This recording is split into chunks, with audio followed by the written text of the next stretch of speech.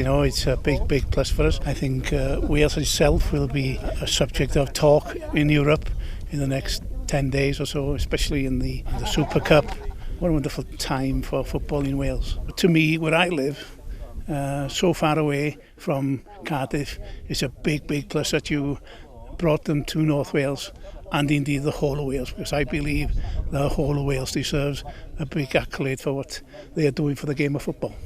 Absolutely fantastic, isn't it? I mean, trophies are fantastic, views are absolutely stunning now. The clouds lifted or moved away, whatever it is. But yeah, my first time up here.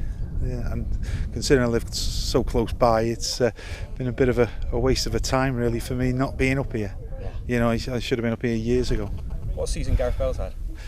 Great season. You're just hoping that it's only going to get better for him. You know, Champions League medal. Yeah, the closer it gets, the more the hype it seems to be getting. You know, it seems to be gone amiss, and mainly because the season's end, the World Cup's been over. But now there's a genuine interest, I feel, and hopefully a good gate on the night, and a great spectacle for the Welsh supporters to see.